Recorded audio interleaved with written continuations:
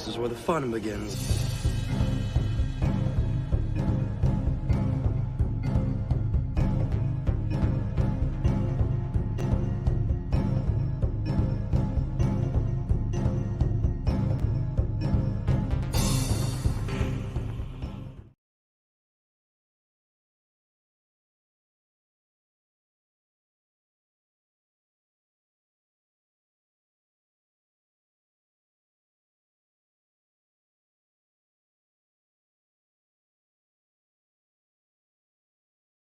That's just a rumor that has kind of crawled up through fandom for years and years and years.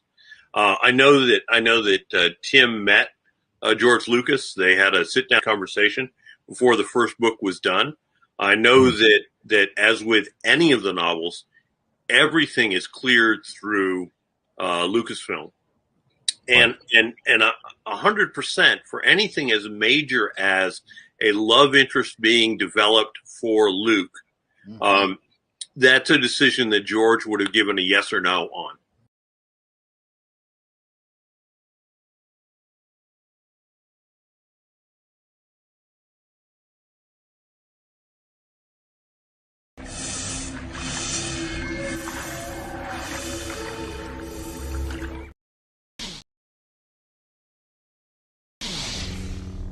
Are you sure?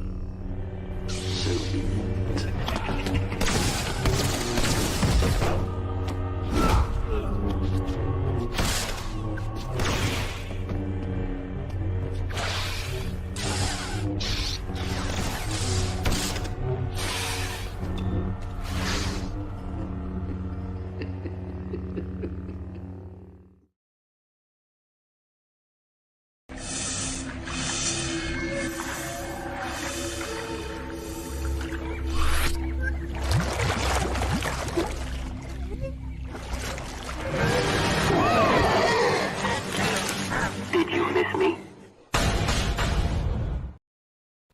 Hello. Let me go on camera real quick. So I'm not fully ready. So it was a rough morning in the house. So I'm going to stay off camera. You don't want to see this right here. I have no makeup or anything like that. You know me. I always have to be presentable. And I know I look fairly decent, but I slept in a little and because I stayed up a little later than I wanted to, prepping and all that, getting ready for CAF chat. So thank you guys for jumping on. And again, this is your host, Alora Baga, and welcome to the O.G.Starwars show. I hope you guys are doing well. I hope you grabbed your beverage snack so we could sit down and chat George Lucas era of Star Wars, the state of Star Wars, and cringe factor. So as you come in, hit the like button, share the stream out, let people know we're live. Have them come join us, especially if they're very interested in Asharad Hett's, the Clone Wars era character, I guess you could say, that basically expands all the way into Legacy. And then today we are going to get in a little bit more of his lore. I said we were going to talk about his dad, but I didn't pull any of that information up. However, I'm excited to discuss Asharad Hett and Anakin because that is such a wonderful moment because you realize how similar they are, but their ambitions and the focus is different. So between the two, they both fall to the dark side. The ambitions are very different. And they both have similar experiences, but their ambitions are very different. And so we'll discuss that. Also, we are going to get into some crazy news here pretty quick. It's not like this, oh my God, shocking, like Disney Lucasfilm is failing or anything like that. But, so sorry, no drama on that. I know a lot of channels are bringing the drama about that. And I'm not going to discuss here all of that, but we'll get into that. And also cringe factor. So cringe factor, I think you're going to probably roll your eyes. I mean, cringe factor, you know what it is. And it has to do with the new Jedi Order. Yeah, so that's why my thumbnail has new Jedi Order and attachments. So that's why my thumbnail has Mara Jade and Luke Skywalker's marriage, I guess you could say Jedi traditional marriage, I guess. I don't know. So we'll have that there. So if you're catching the replay, thank you so much for tuning in after the fact. And please leave comments below. I want to know your thoughts on what we discuss. Even if I just heart or like, I've been very bad going back and responding. I'm sorry. But yeah, I would love to know. I still read.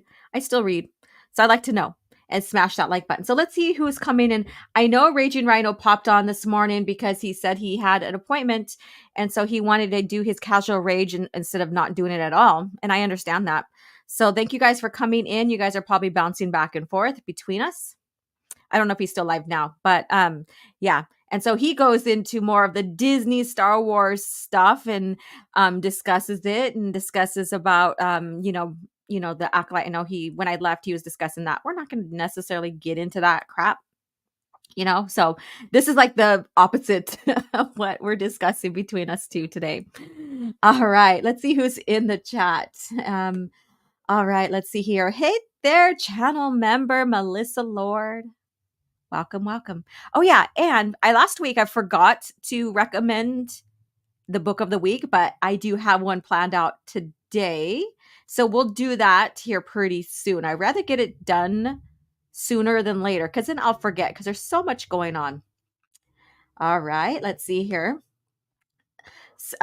Silver Orc says, got my calf, got my coffee. All right. And I think next week we will discuss the origins of CAF in Star Wars, like where it comes from and all this, because I realize I have this show, CAF Chat, and it's a Star Wars centric show, and I think it would be good to discuss the origins of CAF on top of our lore talk that we'll be doing, because we'll be doing part 3 of Asherad Hett.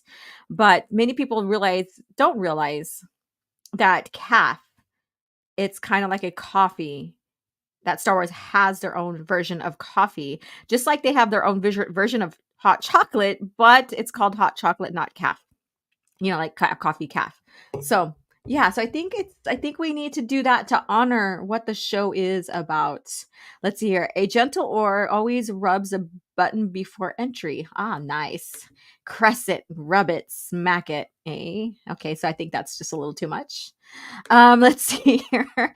And Mr. Dystopian, what's up? Say hi to Toby for me. Toby is running around outside of my studio here. I can hear him. So he's out there playing. And so hopefully he keeps the mischief out there and doesn't decide to come in and raise hell. So I'd hate to have to spray him with the water bottle. Tyrannazilla, how you doing? Hello there. How are you? Let me see here. Silver says, I like the goggles on the pic. Yeah, this is Jan Orr. So this is the real, I guess you could say, if we're going to go into that Rogue One thing, this is the actual Jan Orrs, not Jan Ursel or whatever her fucking name is. Yeah, so this is the true authentic one here. And she's, her actress is Asian. And so it wasn't very hard for me to match up my face with hers. It was a very good matchup. I can probably cosplay Jan Orrs without any problem. Soul Assassin says, every time the light gets hit, a Sith gets their Darth title. This is not the rule of 2 here, huh? It's not the rule of 2 here. We are probably like the Lost Tribe or something like that, but not the rule of 2. Or should we say the one Sith? What do you guys think? The one Sith or the Lost Tribe? What do you guys think? The limits, that limits her to 2 likes, no more, no less. I love that. No more and no less. Let's see here. Iron Inquisitor, what's up? How are you doing? Good morning to you. So hopefully you guys have everything you need to sit down and have this talk. Part 2 of Asherad Hett, and I'm going to bring up Anakin's confession to him. So we'll be discussing that because I want to discuss his lore and stuff. And I mean, we could be here forever breaking everything down because he expands through how many timelines, like eras. So we have the Clone Wars, which is in the PT era. Then we get into the dark times. Then we get into the rebellion or OT era. And then you get into the New Republic. That's 4 so far. Then you get into the New Jedi Order. And finally into Legacy, what's towards the end of Legacy. So he's like spans about 6 eras of of the timeline here. That's a lot. But when you get towards the middle, like New Jedi Order and stuff like that, relatively he's like in stasis, I guess you could say. We'll get into that some more, so I'm not trying to jump ahead. So yeah, so we'll get into that a little bit more. And there's so much that has happened to that guy, Sharad Hett. It's crazy. So Diddley Squat says, hello, how are you doing, Diddley Squat? I got my huge mug of CAF. I got my huge mug of CAF. I don't know why I try to make a song out of that. I don't know why I feel like singing. I don't know. Okay. Iron Inquisitor says, I've shown people that Stackpole interview and people literally deny it. Shows that people are just Perry chick. I can't even, now I'm like switching words like a dyslexic thing going on here. Cherry pick or quote mine what they don't like. That's exactly, they say that we do that, but no, we acknowledge what they share. And then we're like, okay, so how valid? What is true about what they're sharing with us, right? And then we go and see if there's anything else that counters it or validates it, so that we can be on the right, we can get our facts right. They just ignore any surrounding facts. And even, as I always stated, actions speak louder than words, right? So George can say it's a parallel or it's like Star Trek, but he's not the one that keeps continuity. He approved the company to make the EU a single continuity within the canon, meaning it's all one canon. So actions speak louder than words. And I don't think people realize that. They just want to stick to certain things, certain quotes, certain ideals, and fine, sure, be dogmatic. Be dogmatic in that thought process. Why not? And I'd hate to see how they perceive the world today. I hate to see how they do research papers and maybe a debate paper, because you have to look at both sides and present your case, right? Anyways, I could rant on that all day, but we're not going to stay here. We're not going to stay at this one here. So Diddley Squat says the rule of 2, billions. Billions. Let's see here. And Dad Man Walking, hey, how are you doing? Another channel member. Good afternoon, O.G.Starwars, and good afternoon to you. Glad to see you.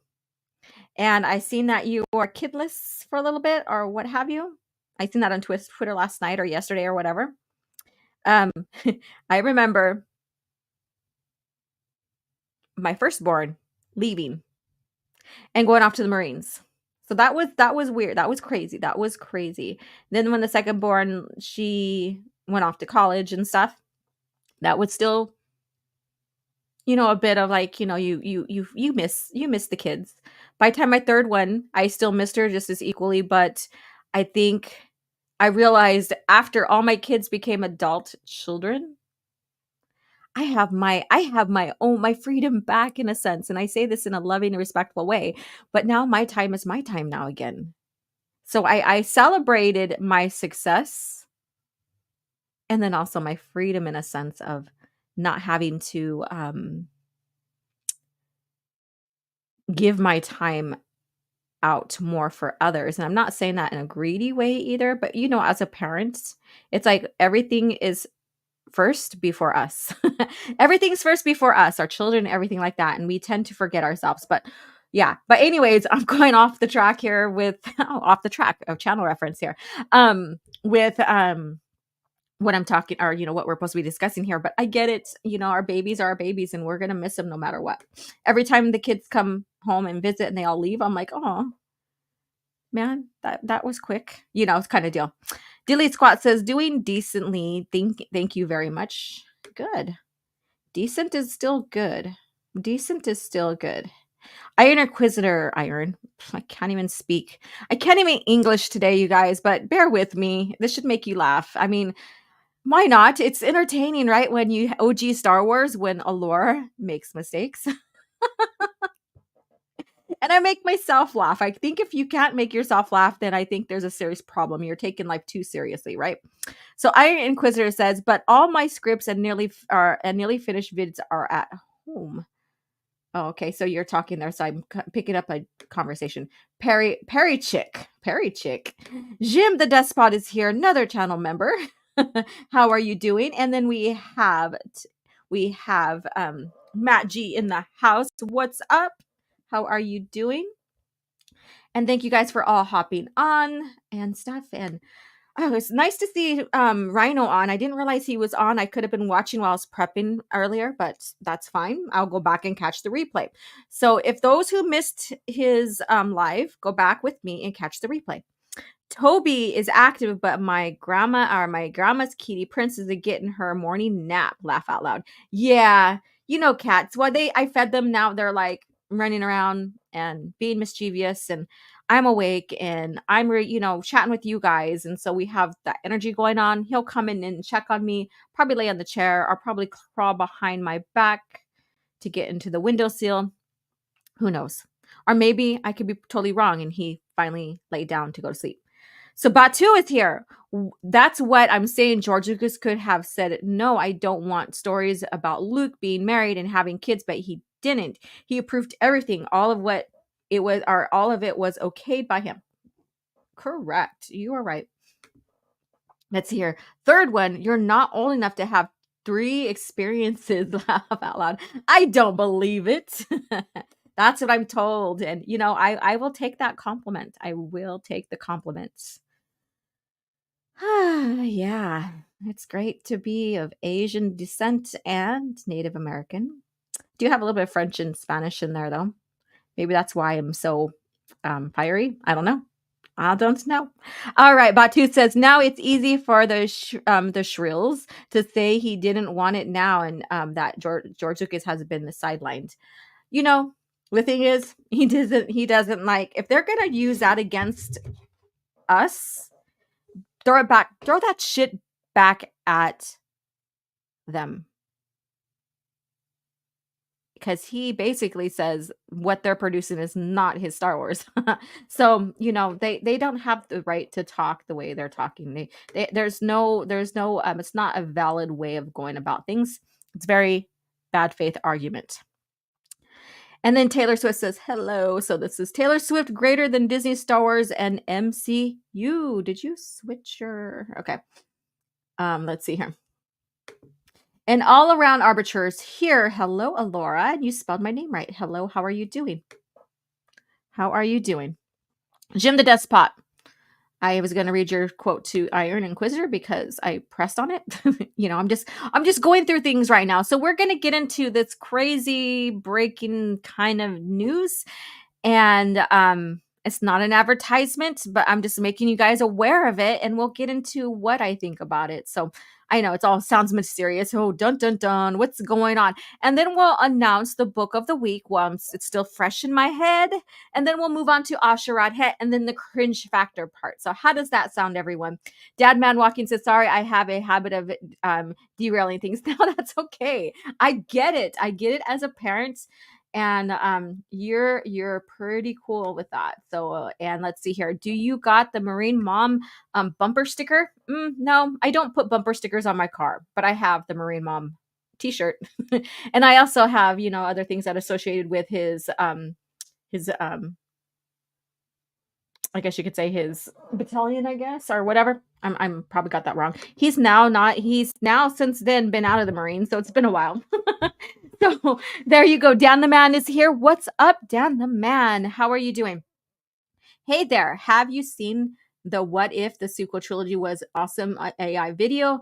That retelling is so good. No, I really not interested. Maybe out of curiosity because I do that. If I was a cat, I'd probably be dead right now because curiosity kills the cat, right? So maybe I will eventually. Let's see here. Soul Assassin. OG misses the PTA meetings, doctor, dentist appointments, after school stuff, and the consent paperwork that every kid needs for school. I don't fail at that crap. I'm the one that stayed on top of that. There's a lot of shit I did. Oh my God. I am not a controlling. I'm not like this obsessive parent. No, but I stayed on top of shit. I stayed on top of my shit, just like I do when I stay on top of Star Wars. Batu says it's the same thing they did with Tom Clancy when he sold his name to Ubisoft. And then, yeah, and I think Stan Lee too in a bit. I think I seen pushback with Stan Lee and everything there too, especially after his death. The story is the father, the son, and the grandkids. Correct with that. I am going to revisit Shadows of the Empire. Cool. Awesome. That's a great one. All right. So you guys, I'm going to finish reading here pretty soon. But let me bring up what I wanted to discuss here and get out of the way. And so let me pull this up. I should have had this ready to go, but I didn't. So I apologize. Usually I have at least one thing ready to go here. So here you guys go. I don't know if you've seen this. I'm going to switch my screen around. No, I don't want that. Oh, I see my customization is gone after they updated. Damn it. Okay, StreamYard, you pissed me off. All right, here we go. So this is how it was brought to my attention. And this is coming out July 16. So in about another few months. And this is the full collection of the Thrawn trilogy comics here. And I'm not saying that they're not putting the Legends label on here. This could just be a makeshift cover for the time being, because I was wrong about a couple of covers in the past through their re-releases of these collections. So this is what's going on here. So you have this here. This already was released in the collection in the time period it was supposed to be in, I believe. I believe so. But because they're making such a big deal about Thrawn, and they had him in Ahsoka, and they're all like, oh, well, there's going to be a Thrawn movie. It's going to be the Heir to the Empire movie, blah, blah, blah, whatever. You guys know how I feel about that shit. But this is what's going on here. This right here probably is a way for them to make money, like quick money, because as you know, these sell. Original EU sells. But do you want to give them that money? I know maybe some of you guys are still adding to your collection, and I know that there's one of the Thrawn comics I'm trying to get, and man, it's high priced right now. And it's one of the original omnibus ones. So high price. And it's still under its publisher, Dark Horses, not Marvel. So again, why are you honoring this when they're not even giving Dark Horses the credit? They're the ones responsible with the licensing and working with and producing, creating these comics. Yeah. So I will probably eventually make that investment purchase to have the complete collection. And it'll be the original publishers from the original timeline. No Legends label, no Disney emblem or logo. And I will be happier for that. Now, I'm not telling you how to spend your money, but don't give money to Disney if you absolutely cannot. So if you absolutely can, don't support them. Don't support this. I know it's tough, especially when you're collecting. I understand. I still have some of the collections with the Legend label, and I'm slowly replacing.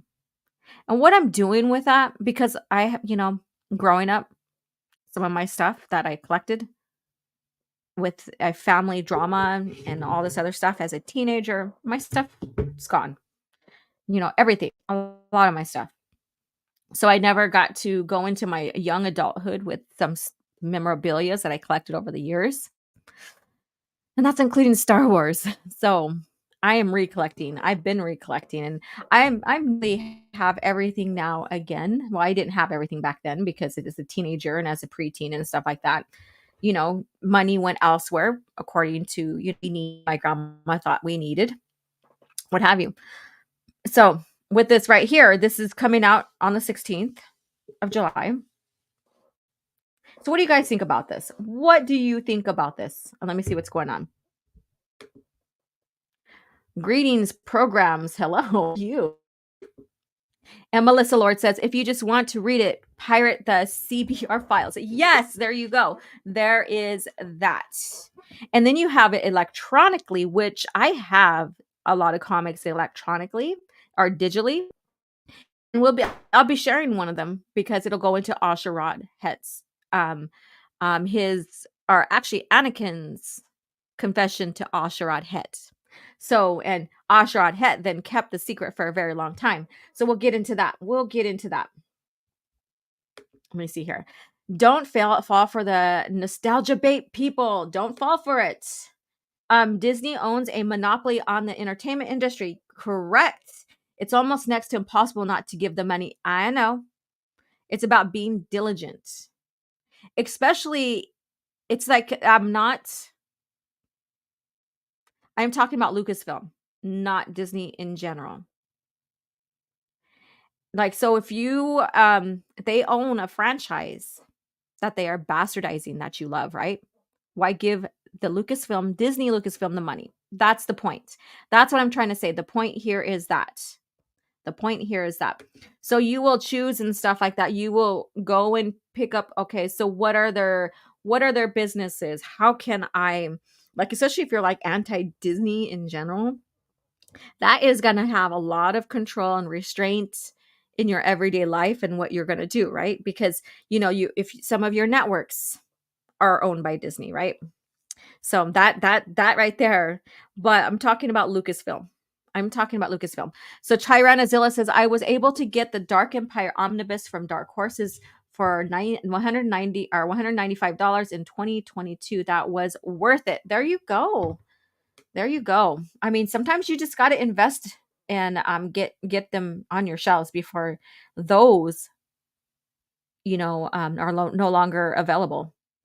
Melissa says, if you want it for your physical collection, you will have to pay the iron price. Correct. I've been mostly collecting EU books in their original format. I don't really collect reprints, especially the Essential Legends collection reprints. Yeah, that's the thing. And some people, it's easier for them to find that. And so, yeah, they're giving their money. And like I said, if you absolutely don't want to support them, don't. I'm not saying I understand or I condemn you or I understand. I'm just saying, there are circumstances that arise. But, be diligent. If you don't like what they're doing with Lucasfilm, don't support them, even with these reprints here. The Anonymous Gamer says, I've been mostly collecting EU books in the original format. I don't really collect reprints. Oh, I already read that. Oh, geez, I go on a little rant and I forgot that I needed to press the button here. It's easy. Pirate everything. Arg, right? Oh my God, you guys. Okay. All Around Arbiter says, eBay and other retailers are great resources. I agree. I know, me too, Steve. So arg. We got some pirating vibes going on here. I don't use streaming, so it's pretty easy to avoid for me. There you go. I know, you got Hulu too. Hulu is another thing that they have under their belt. So Bruce says, hello, Bruce. Older prints are harder to find in good condition. Yeah, but they're out there. Like, go to antique stores.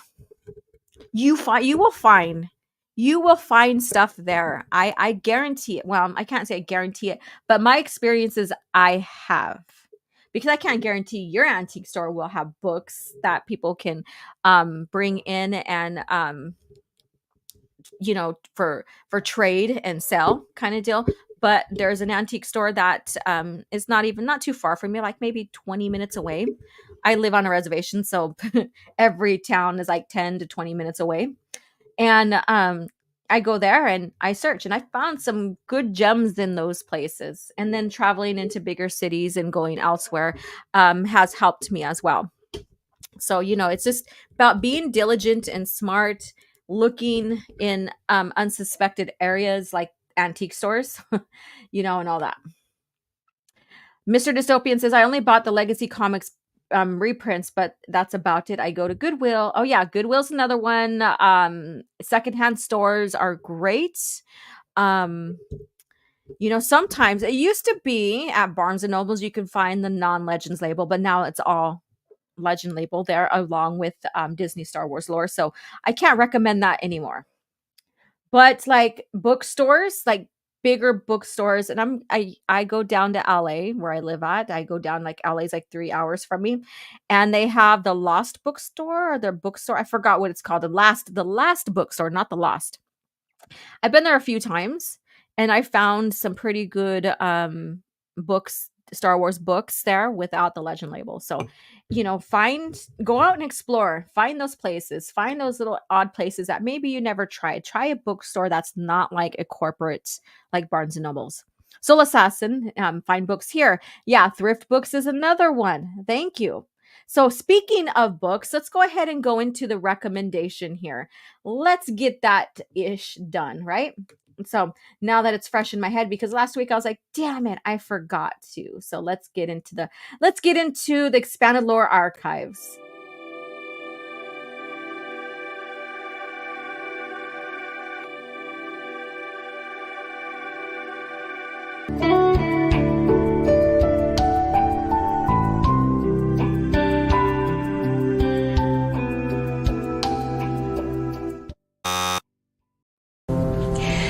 I hate to say it, but it looks like Story. the item you're searching for doesn't exist. Impossible. Perhaps the archives are incomplete. If an item does not appear in our records, it does not exist. That's amazing. So here is the recommended book of the week.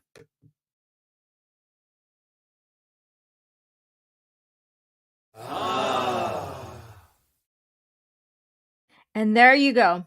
So it is Jedi versus Sith, the Force source book here. So I'm recommending a source book here. And I should have made that clip stay a little longer. But anyways, so that Jedi versus Sith, the Force, that Force source book here. And so I recommend that to put on your bookshelf. It is a great source to read about the history of Force users, not only Sith, not only Jedi. And also it's basically an historical account that Luke has gathered over his years of rebuilding the Jedi Order. And then Tion Salusar is his historian, and so she's helped she helped comprise that book and the historical timeline within that book as well. So it's a very, very good read. It also gets into the lightsaber forms and all of that, and lightsaber abilities, and talks about Anakin Skywalker as a chosen one. All kinds of gems in there. All kinds of gems, even the Force societies. So I highly recommend that, especially now that we're getting into a time frame of Disney Star Wars where they have that High Republic and they have the Acolyte coming out, and so they're I would say this, they're misinterpreting the Force, because the Force is now what you can experience. Like the Force under Disney is like what you experience individually. Like, oh, well, I experience it through music. I've made a joke about that being the sound of music or whatever. So, yeah. So if you want authentic, original Force lore and learning about the abilities and how one experiences it, then, go ahead and get that Jedi versus Sith source book. There you go. So I will repeat this probably later on, or I will go ahead and share on both the community page here on YouTube and on my Twitter. If you have any questions about that book, let me know, because that's one of my favorites there. Let me see here. Like, oh my God, OG is such a Cali gal. Ugh, as if. No, I'm not. Fuck that. Let me see. Let's see. Oh, I carried with that one. Okay, I'm making sure I'm leaving off why they not make new Legends books outside issues 108. I don't know. That was just like, oh, we'll give you guys a bone, and that was a successful one because that proved, like, the sales of that comic book, like, proved that we are willing to buy continued, or at least publish the books that were near or in production during the buyout and during the announcement of the EU being tossed. So at least if they would have done that, we would have gotten at least a few more books, a few more publications, a couple more games, like 13, I believe, and so on and so forth. And so we'll see what happens with that.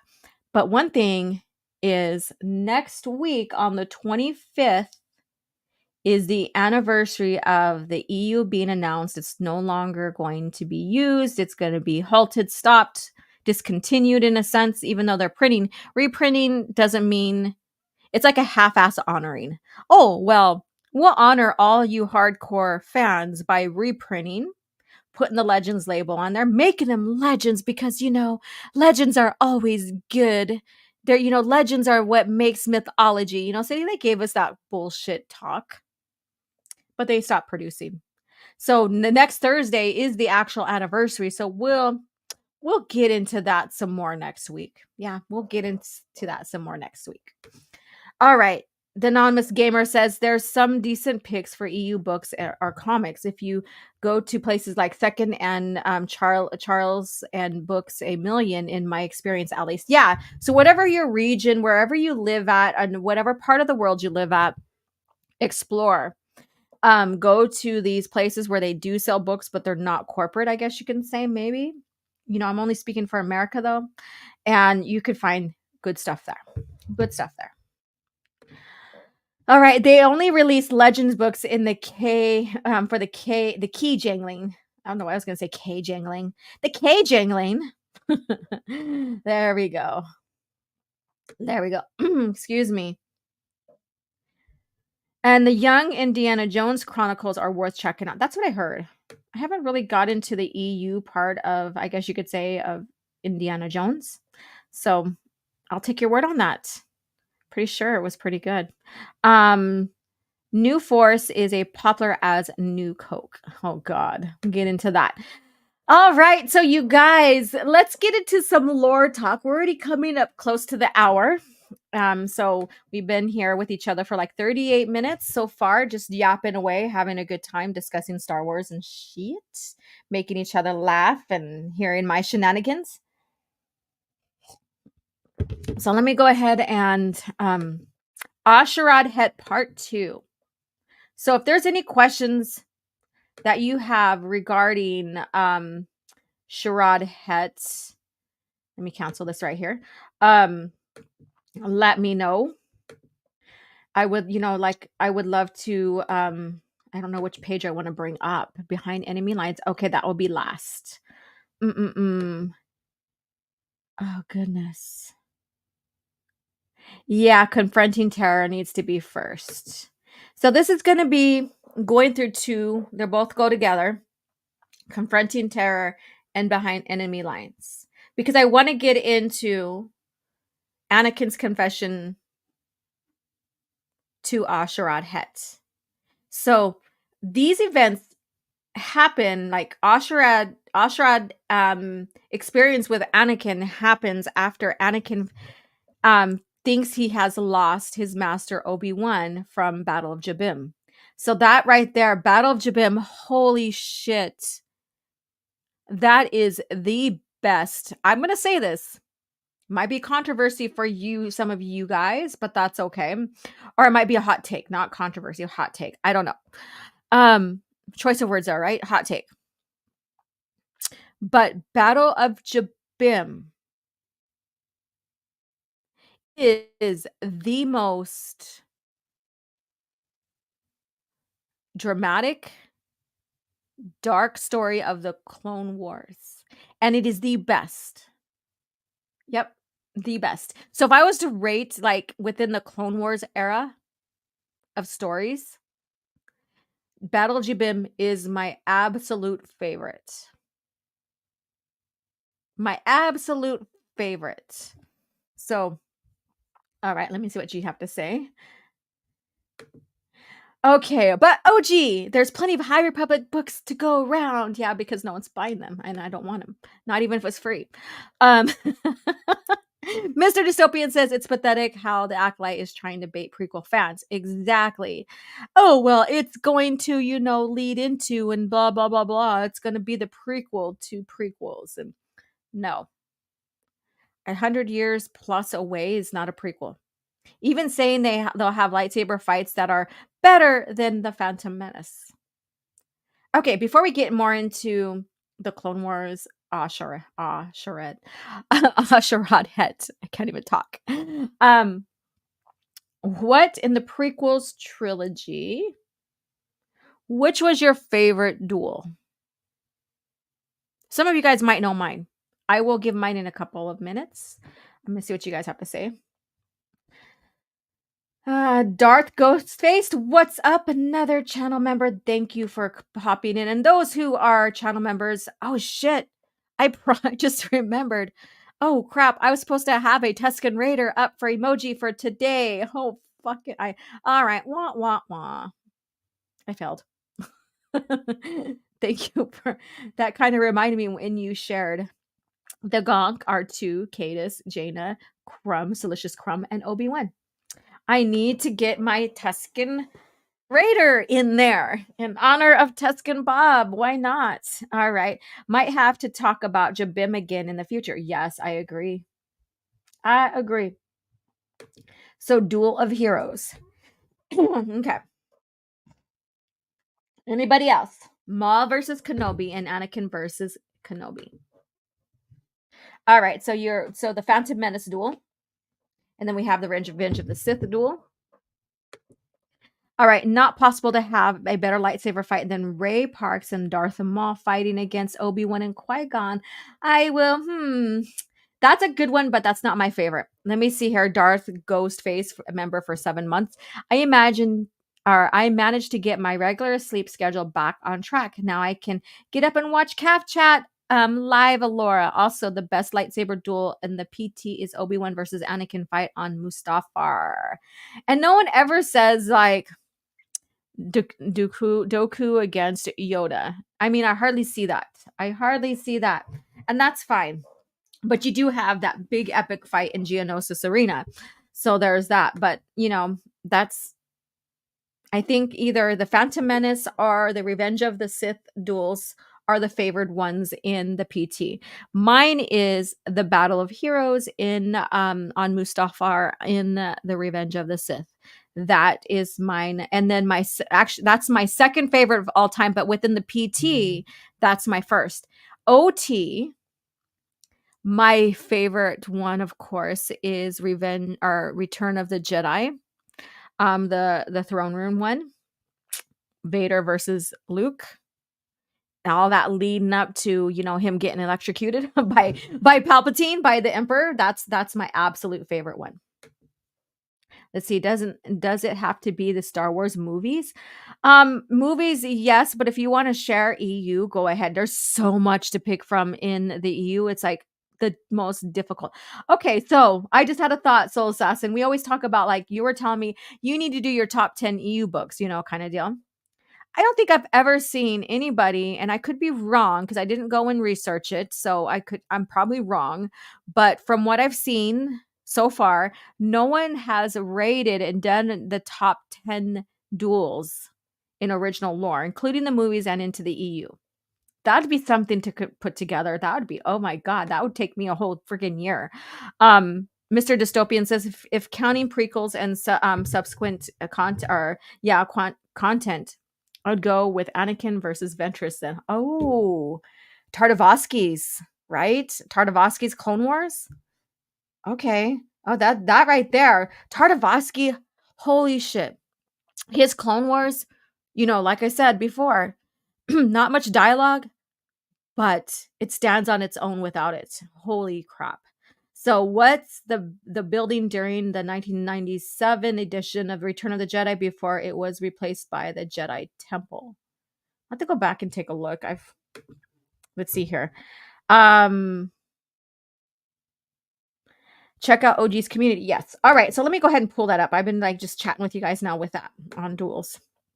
So let me see if I got the correct window up. There we go. Finally, Ashrad Hett. So we'll get into this. So confronting terror. Let me go ahead and just make the screen larger here to fit as much as I can in. Whoops, too large. There we go. Maybe that. Confronting terror. So like I said, I said we we're going to get into his father. We're going to get a little bit more into it right here. But Sharad Hett, his father, to Asharad, was basically the catalyst, I guess, to bring Asharad Hett forward into who he is going to be, what he means towards the Skywalkers, what he means as a Sith, and what he does with the Sith. They evolve again. They evolve into the one Sith, basically, in a sense. Because I think Darth Caedus was basically the last of the rule of two. If you really want to look at it, it's like it was dwindling through Palpatine because he wanted his own way about it, in a sense. But once you get to Darth Caedus, the rule of two, that's probably the last of it. That's probably the last of we see of that organization of Sith. But as always, as we always talk about, that there's that big gap between Crucible and the Legacy comics that we don't know exactly how that occurs or how, if there's any more Sith other than the Lost Tribe and the one Sith. We don't know if there's any confrontations between them, all of that. So there's all that unknown now, and how possibly the rule of two became non-existent and the one Sith rose. They rose up. So that's all now we have. We don't know. And it would be so awesome if we could have known, to see that evolution, because we know from Revenge of the Sith novelization that Yoda realized that the Jedi, and even Plagueis even says this, and Palpatine even says this in the Darth Plagueis novel, that the Sith hid, basically atoned, but during this time of like hiding in plain sight, I guess you can say, they studied the Jedi. Yoda recognized that they stayed stagnant. They didn't evolve while the Sith did. So there's a lot of that evolution and that contemplation of like, oh shit, this is where we went wrong. And it wasn't basically about the Jedi hubris, I guess a lot of people say. It was more or less that the Jedi just thought the Sith didn't exist anymore. And so they were training as they were 1,000 years ago, because they really didn't think that the Sith was a threat. So they just continued the training from that once the Sith became extinct forward. So very interesting revelation there. Now let's get into this. Confronting Terra. Following the death of his father, Asharad Hett joined the Jedi Order. This meant a new life and new challenges. It would also lead him to confront his deepest fears. Asharad Hett's circumstances upon his arrival as the Jedi at the Jedi Temple on Coruscant. So he lost his father, or seeing the Jedi killer, basically, Now, I don't agree with what they did with her in TCW, but just like Ventress, I don't agree with that. But Aura Singh, she came in, and this is when Coyote Mundi discovered that Sharad Hett was alive and stuff, and they went on this mission, and and I'm just like brushing through it a little bit. And so basically Aura Singh came into the picture. Again, we got to read the comics. I mean, I would love to just have pulled up the comics, all of them, and just read through them again, but no, that's a lot of time. And she ended up killing, like, in the duel, her, because she collects sabers just like Grievous. She collects the sabers of those she killed. She's also a trained Jedi in a sense. Her mom, wasn't it the Dark Woman? Her mom's the Dark Woman, I think. I believe so. Let me see what you guys are saying in the chat before I move on with this. The rule of two lasted another generation after Vader and Pops with Lumai and Cadus, right? Didn't think of that, right? Yep. That's a little bit there, but we don't know exactly what happened after that. So that's the intriguing part, because we'll never know now, and that's the heartbreaking part as well. What does Palpatine's palace look like before Disney uses the temple as a replacement? I have to look in. I'll have to pull that up later. Maybe we'll do that next week as we discuss more about the EU and all of that, and the changes and all of this and stuff. So let's see here.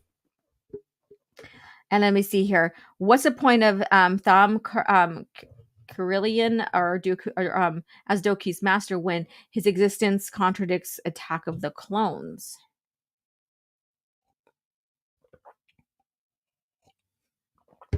So that's a good question. We'll get into that here pretty soon. I'm trying to stay on track with what we're talking about here. So top 10 duels would be quite the challenge. Yes, it would. But you know me, I like challenges. So let me get back to this here, and we'll get back to these other questions here pretty soon. Okay, where is the correct one? All right. So basically, he returns Ashrad Hett after he loses his mom. He, goes to the order because that's like his second family, I guess you can say. And Kaya Adi Mundi takes him on as an apprentice. But also the Dark Woman does too. So the Dark Woman tests were harsh. So she's the one who tested him when he became a Night or whatever. As she attacked Ashrad with her lightsaber, she taunted him ruthlessly. When this fails to gain an unsuitable reaction, she proceeded to strike him physically. So if you read the comics, you'll know exactly where this is at. I'm going to go ahead and just zoom into this so that I'm not struggling to read. Cracking his jaw with her feet and punching him in the solar plexus. So I'm going to kind of not go off track, but I'm going to mention this. It's not necessarily off track because it's still to the point. So, question here, ladies and gents. When you see Jedi of the PT era, because you're seeing them in their prime of practicing, but with all like how they offer in the jet, like their traditional practice, basically. Do you think that they're martial arts? No. Why do I ask this? I ask this because Acolyte is making the Jedi as martial artists, I guess you could say. So using martial arts for their fighting technique. Now, I've always got the impression, and from what George Lucas's intention is, that it was about them being like samurai, like there's a Kurosawa kind of essence within them, and then also fencing. So you have those cross between those two type of sword wielding cultures, I guess you could say, that makes up what he now calls the Jedi. So he used ideas from those. Yeah, we see them as force users, do kicks and jumps and leaps and all this other stuff. But that's just the Force ability that they use, so they're not strucken down in a sense. However, they do their training techniques, their the forms and stuff like that are very reminiscent to those two cultures, I guess you can say, fencing and samurai. With that being said, what do you guys think about that? I'm going to read on and I'm going to check out the comments here pretty soon. So the Dark Woman failed to break him down. Osherad had passed his first Jedi trial. Although he had been accepted into the Jedi fold, Osherad Hett still felt unsettling on Coruscant. His experience of life on life had been limited to Tatooine. So just like Anakin, that's all they grew up and knew. Suddenly, he was being forced to confront a plethora of new worlds, cultures, and civilizations. It was so disorienting. It was a disorienting experience.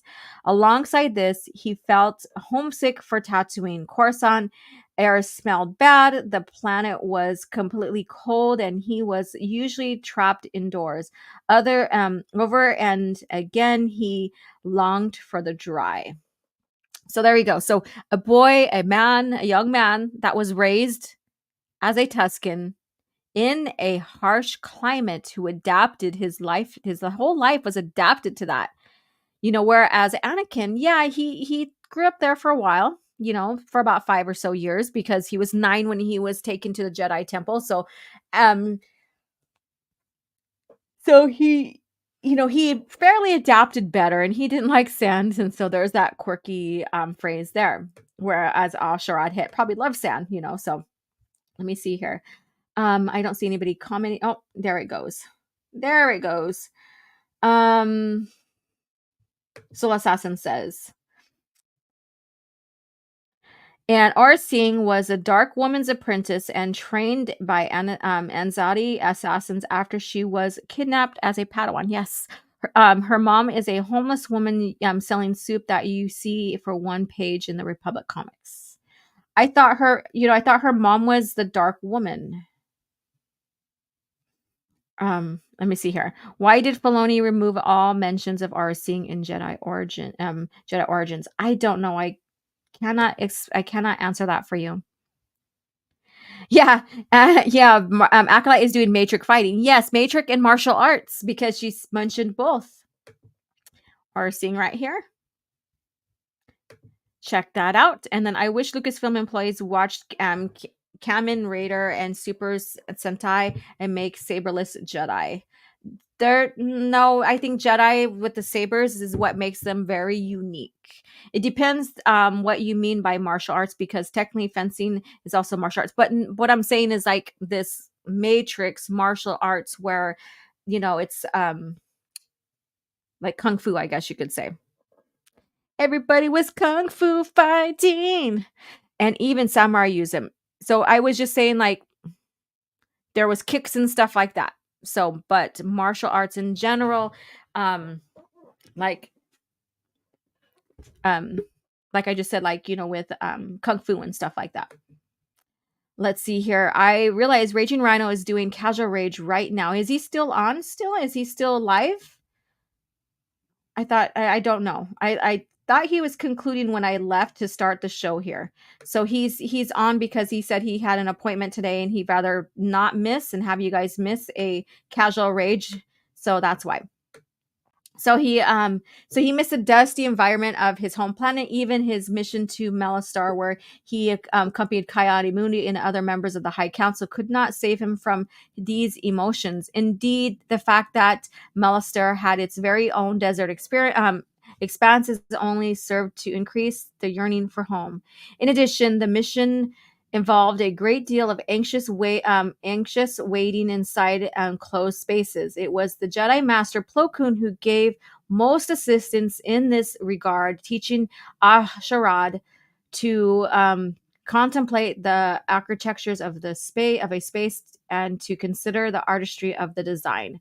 So here we go. Come on now. I'm just trying to zoom in and it's going crazy on me.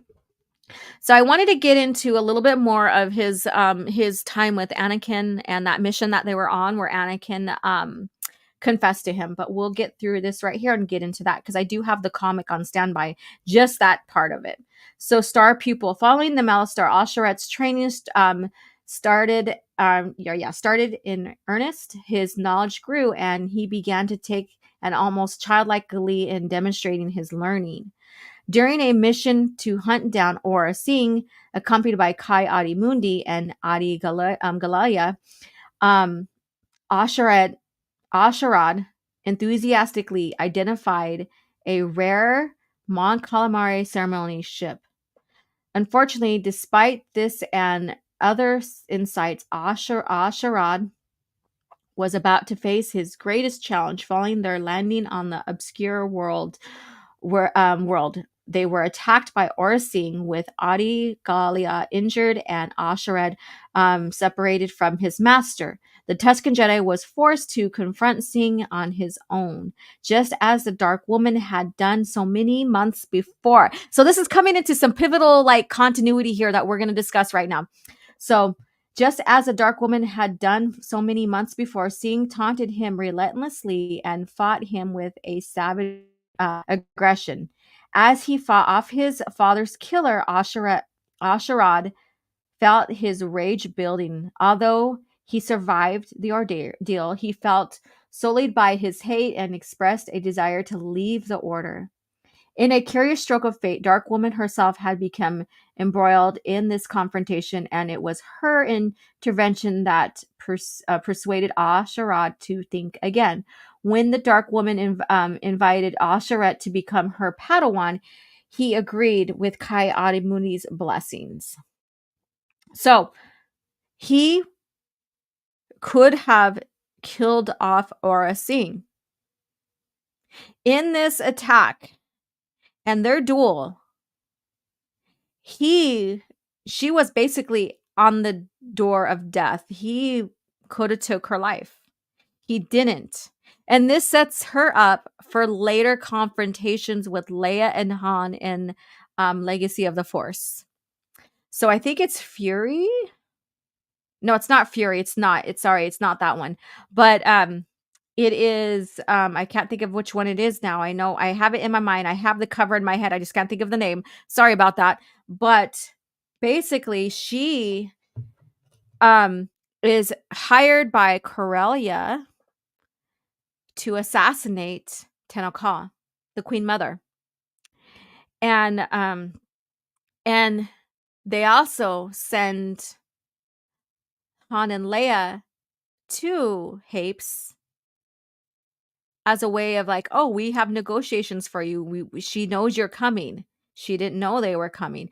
And so with all that went down, Aura Singh there as assassin and all that, set the Solos up. That basically, as the assassins are attempted assassins and stuff, which also created further split between them and their sons. And later on, the Queen Mother realized that it wasn't them that, was there to attempt to assassinate her. So there's that a bit of lore that you have, like Asharad Hett, she makes it into Legacy. So it's very interesting storyline continuity there. Let's see what you have to say. Okay, I don't see anything moving here.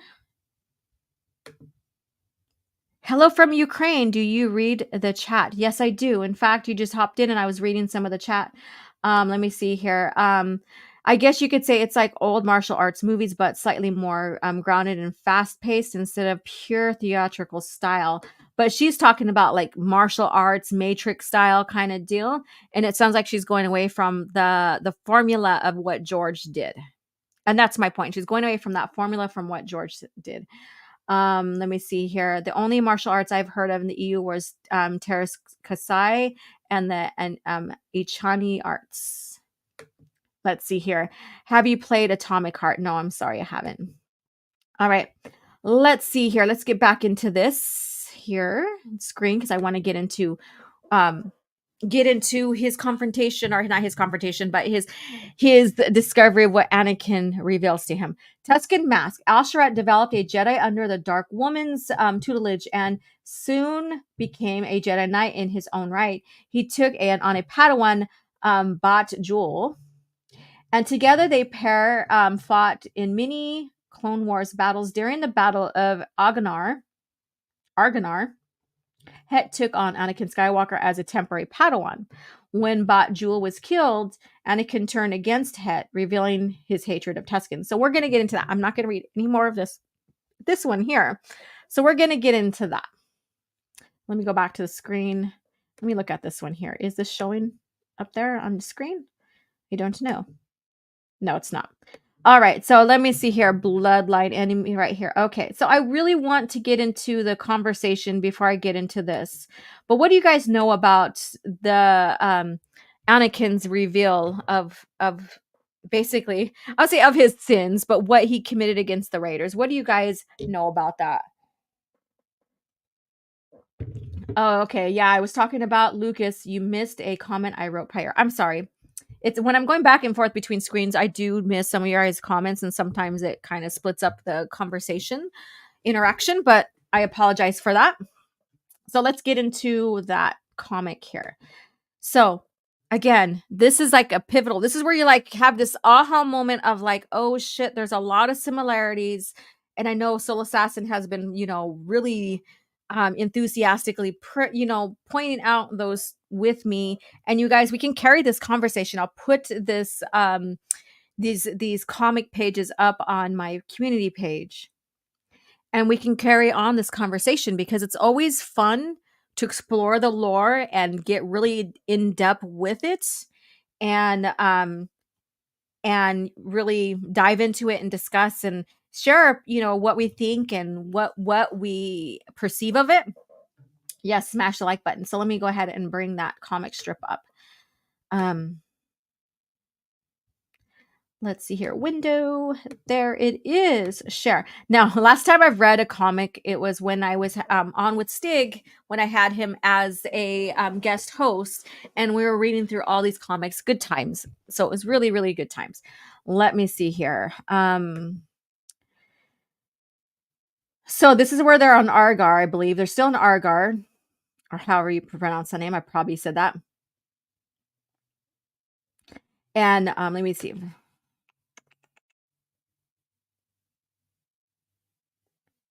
All right, so this leads up to their battle and Anakin's revelation here. Yes, kill them, stinking animals. Kill you all. So basically that's what, Anakin's saying. Come on, bring me more. So he's really like going into his aggression here and all this other stuff. So you see another like a little peek of his dark side here. You want me so badly, you will kill your own to get to me. They're mine to kill, mine. So here we go with that. So he's looking look how he's looking down at Sharad. So he's going through like this trauma of what he discovered when he discovered his mom, and then him going and basically killing the whole tribe of Tuscans. You're my kill. You're my kill. So he's going like that. Like he's in this rage. He's in this blind rage here. You're my kill. There's Asherad Hetz right there. And let's go into here. So he, strikes at him and sends him flying a bit. And says, Skywalker, I want you to listen to me. Look at me. Know who I am, not just what you see in your mind's eye. I am. And he goes, I know who you are, what you are. Filthy, sneaky Tuscan animal hiding behind your mask. Your kind tortured and killed my mother, and I'm glad I killed them all. And he goes on to say, the whole tribe, every single one, oldest to youngest, male or female, they all deserved to die. Every Tuscan deserves to die. And so he goes down and strikes him, and then Asherad blocks him So they're in this duel. So imagine this, like going from protecting yourselves from these people coming at you, and then Anakin going off in a blind rage from what happened with his mom, and still carrying that within him, and and just seeing these people as as the murders of his mom. And then he goes on, and so they fight a little bit, and they go on and say Asherad says, "As a Tusken, I understand the desire for vengeance, Anakin Skywalker. In our tribe, as in every other, it was a part of our way of life." So he's kind of revealing, like, Tuskens, they're no good. They will go back for vengeance and stuff. They don't care. They think humans are blasphemy for how they use electronics, technology, mine for water, all of that. Particularly against the humans who hated us or hunted us. But I was trained by my father, Sharad Hett, and then by Kai Adi Mundi and the Dark Woman. They taught me vengeance is not the way of the Jedi. And this is going to echo back once we get into Obi-Wan and his confrontation. So that's next week. So this is going to echo into that. This will echo into that. Kind of like poetry rhymes, huh? As a Jedi, I am aware of the lore of the dark side. Like shifting sands, it must be avoided. You have let yourself walk there, Skywalker. Your mother's death, the slaughter that followed, these are obvious something you did not tell your master. So now it's like shows like he is basically going to bear the secret with him. So he, like, this man experiences like how many generations of Skywalkers? About 4. You could not have told any other Jedi, or I read that right. Otherwise, you would have already faced disgrace, and now you have told me. If we are to survive, if we are to be of assistance to other fellow Jedi, we must work together. I don't think it is possible so long as you see me as a Tusken instead of a Jedi. Whoa, now check this out. This is crazy. If that is so, then I must peel my skin and no longer be a Tusken. If I stand before you naked in my own face, will you see me as I am? Will you understand? You're not. And then he goes on. A Tusken, in my skin, I am not. In my heart, I am. Physically, I am human. I thought my mother was a Tusken, but I learned on Coruscant that Tuskens and humans are not genetically compatible. My mother must have been taken prisoner on a raid when she was small and raised to think of herself as a Tusken. So I am wholly human more than that I am wholly Jedi. And then Anakin asks, your markings, did they? I marked myself to set myself apart so that under my outer face, I would not have to be human. Wow. And so these markings go on into the one Sith, I guess you could say. There you go. My apologies, Master. I regret. Neither your apologies nor your regret, Master Skywalker, or Matter Skywalker, not Master. Matter Skywalker. While I fashioned my Gardafi, I overheard those soldiers saying the attack on our force is intimate. We are needed. Can you fix the vehicle? So there we go. So there's this. So this is the revelation here. So, hey, Raging Rhino, how are you doing? I will catch the replay. I didn't realize until I went to go into YouTube to do stuff on my channel. I seen you were live. I didn't bother to see like the I thought you were going on tonight, but it's all good. So I'll go catch the replay. So those who missed Casual Rage this morning, join me on the replay later. Okay, let's see here. Anakin was racist against Tuskens. It was part of his turn towards evil. His racist. He's xenophobic, right? He's xenophobic. But I think he has every right, even though he didn't go about it in a Jedi manner. That's what was part of his evolution of turning, I guess you can say. In a sense, like they were torturing and killing his mother. It's kind of understandable and not the right way to go about it, but it's kind of understandable. All right. Link says, do you know in Obi-Wan Kenobi game, Obi-Wan killed sand people? I haven't played that game, so I don't know. And then Anonymous Gamer says, I know that Anakin pretty much killed the entire Tusken village on a blind rage, men, women, children, all. Given that he lost his mother to them, no wonder he developed an intense hatred for Tuskens. Yeah, because there's part in the lore where he saves a Tusken. So we have that. We have a part when he's younger boy on Tatooine that he saves a Tusken. So he showed compassion towards one. Silver says, one can kill a person without hating their whole race. Yep. And Catch Raging Rhino Show. There you go. And then I wish Aspire Remaster Xbox Obi-Wan game for PS5 and Switch.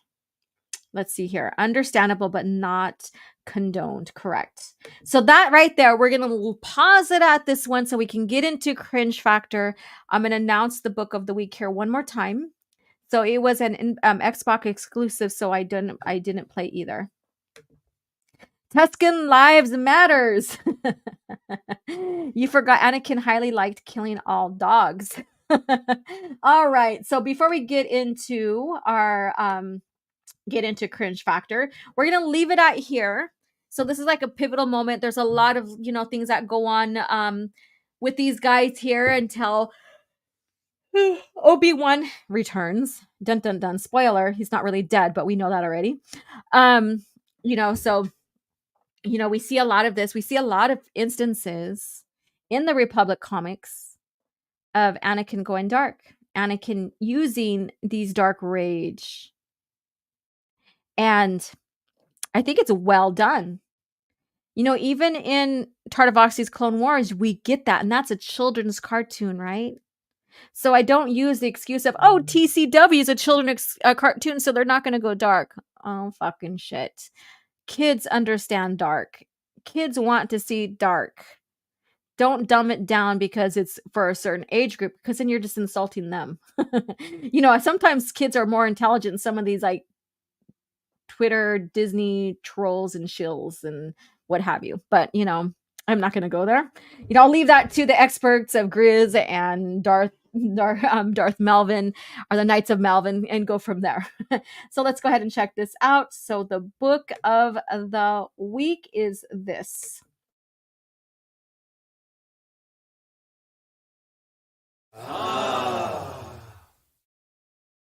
The Essential Guide to the Force. So I highly recommend it. You could probably find it on the thriftbooks.com and add that to your collection. I don't know if there's any non-Legends label, but I would say if you could find it like that, then find it that way. If not, then find it in a third, get it in third party. And so you're not directly giving that money to Disney Lucasfilm.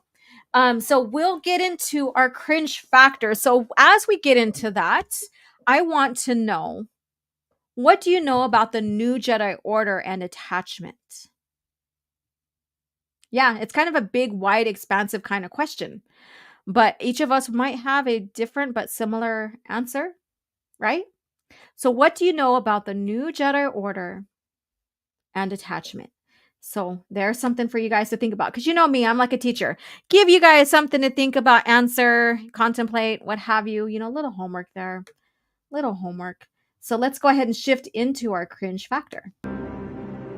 I have fought the worst of all wars and witnessed the redemption of evil. I have seen balance restored to the Force. But order can turn to chaos, as it did when I was born. Now, with my loved ones and my loyal allies, I face a new challenge unlike any before. And I'm not sure at this time we can win. Star Wars Vector Prime by R.A. Salvatore, the first novel of the new Jedi Order.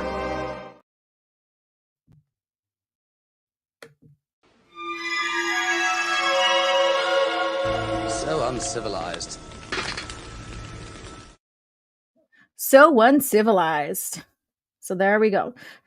So what is this about here that we're talking about? Like the new Jedi Order and attachment?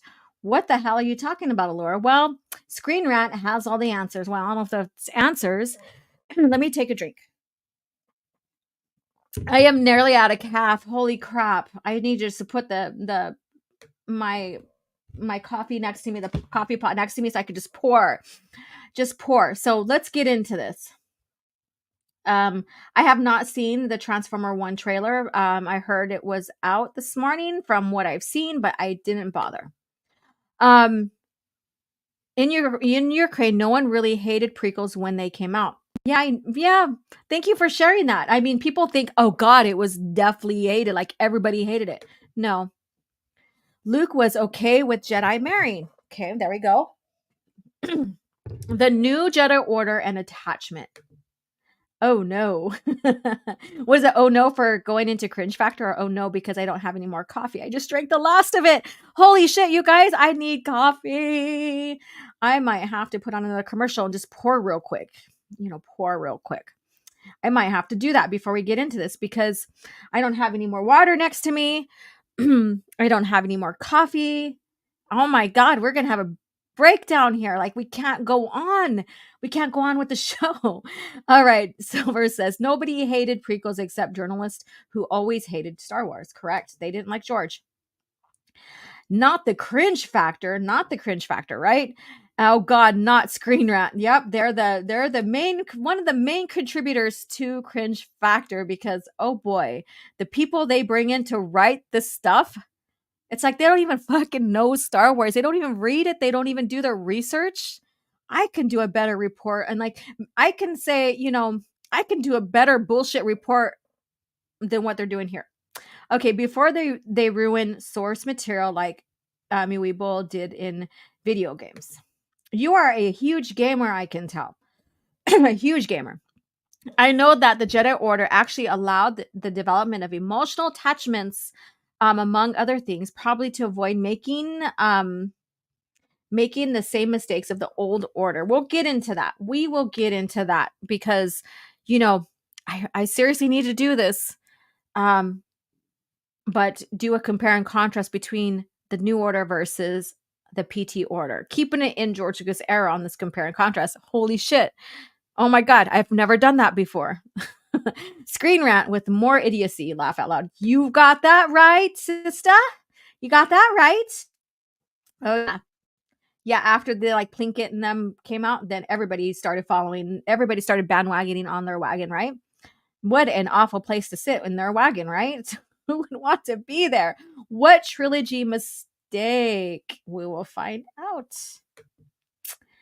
The show must go on. The show must go on. Yes, as always. Do you think, and we're coming up to a half an hour. I was going to do 2 articles. We're only going to do 1 because I have to get ready and I have a meeting, 2 meetings kind of back to back today. Do you think Jaden Core is underrated EU character? I've never thought about him as being underrated. I really can't give you that answer. It's been a while since I read his lore. I've never seen him underrated though. But anybody who wants to, besides me, who wants to answer that, feel free to. No coffee is a path to the dark side. I know. I need friggin' coffee. I'm going to put on another commercial here real quick. I'm going to pour and get with the program here. So you guys, what do you think about the new Jedi Order and attachments? What do you know about them? Let's do this one. Prepare yourself for Star Wars, Shadows of the Empire. The evil Empire has struck back with a vengeance, and a new villain, the crime lord Shizor, schemes to replace Darth Vader as the Emperor's second-in-command. With Han Solo held frozen in carbonite by bounty hunter Boba Fett, it's the rebellion's darkest hour. Now, join Jedi warrior Luke Skywalker, hard-charging Chewbacca, and go undercover with heroic pilot Dash Rendar and his booming Outrider. But can Han Solo be freed and Shizor be stopped? Star Wars, Shadows of the Empire. Look for the authentic figures and vehicles from Kenner. All right, just in time. I'm quick. Raging Rhino, can you be as quick as me when you have to go do something like and put on a commercial or something? Challenge. I challenge you, Raging Rhino. Because I just did a Raging Rhino. I just did a Raging Rhino. And then this is my second time doing a Raging Rhino. Having to rush off to do something real quick and what have you. All right. So I got my coffee. All is well in the CAF chat world. Let's get to this. So again, I asked that question here. Let me see what you guys have to say and we'll get into there. I watched the six movies in theaters. It was always a stadium in there. And the last one I saw was Rogue One, and the experience was opposite Disney Star Wars. Never had the same impact in my country. Wow. Lucas made mistakes trusting Kennedy, banking on Iger's friendship, selling Lucasfilm to Disney, pearls before swine. All right, why do they make Luke repeat the old order's failures during Disney? We'll get into that because I will discuss this. So this will be not a quick chat, but we'll end at the top of the hour. Let's see here. She rhinoed, laugh out loud, right? I rhinoed. I got my coffee. Raging Rhino, I challenge you to move as fast as I did. The only thing, it's cold coffee. I didn't heat it up, so maybe that's what saved me time. All right, so let's get into this here. Let's get into what they have to say here. I make sure I'm on the right screen, by the way. Yeah, here we go. And I don't want this box here. So Star Wars never moved beyond George's biggest prequel trilogy mistake. What do you think that is? George prequel trilogy introduced a lot of lore for the Jedi, and one choice in particular affected them greatly as an organization. This is by L. Kapur, and this was published like a day ago or so. So George Lucas' no attachment rule defines a Jedi, limiting their character growth and storytelling opportunities. So he brings in no attachments. And so what they're going to say about this is kind of crazy because they're acting as if this was the case throughout the whole lore. George Lucas's prequel trilogy introduced the idea of attachments. George Lucas Star Wars prequels introduced the concept of attachments. In the essence, Jedi view deep relationships and attachments to others as an inherent vulnerability. And that's what Luke sees as well. So I do have a short clip about Luke going in and being attached to missing Jamara and wanting to be with her. So he's suffering from attachment, basically. And his son, Ben Skywalker, brings him out of that. And that was basically his Jedi trial on top of everything else that he went through. So he became a knight during that time. I do have an EU short, so check it out later. And that is in Fury. That is in Fury in the Legacy of the Force.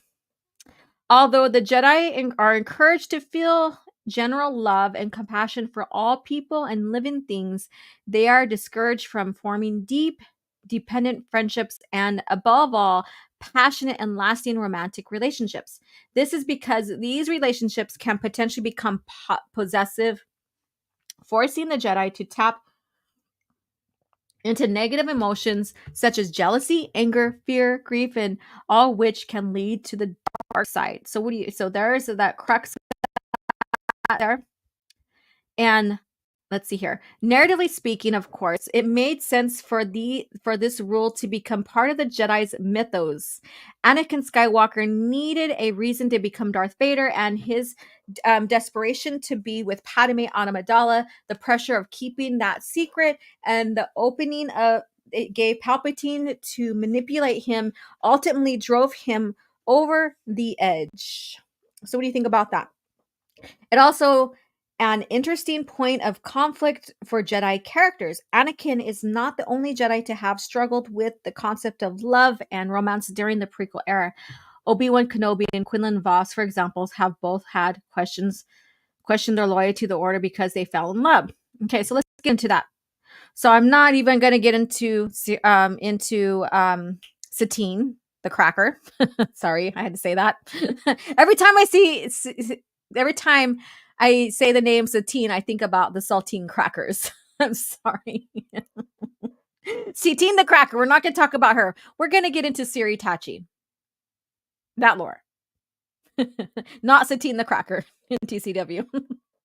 I'm sorry. I'm just cracking up at myself. If you guys thought it was funny, or if you guys thought it was a wah, wah, wah, then I'm not. I'm still think it's funny. I'm not apologizing for that. But Siri Tachi. Who knows about Siri Tachi? So she was a Padawan during Obi-Wan's time. So they're about around the same age, I guess you could say. And they basically started falling for each other. So I'm cutting the story really, really short. But they also realized their commitment towards the order. They had to make that decision to either leave and commit to each other or commit to the order. Both of them committed to the order. I believe there was some regret, and then it kind of split up their friendship a little bit further, I guess you could say. So in a sense, relationships do damage, but it can damage in the opposite way. Like if you don't go with your feelings and your love and stuff like that, and you deny it, that can also damage, that can also make you go dark. So there's so many different ways that you can fall to the dark side or go into the negative aspect of things depending on the circumstances. And I don't think the Jedi of the PT era realize that, because we know that there was marriages and Jedi families before we got into this era of Jedi. So they began this dogmatic thinking. And they held on to this dogmatic thinking. No, it doesn't make them villains. It just shows that they were not right. That they can still have these relationships and they can still have marriages and families, and still teach that, you could still have these relationships, but know that they're not your possession. So that's the thing, is talking about how your loved ones are not your possessions, and stuff. But I'm going to go further on this. So let's go. Thematically, however, it has limited how Jedi can grow within the franchise.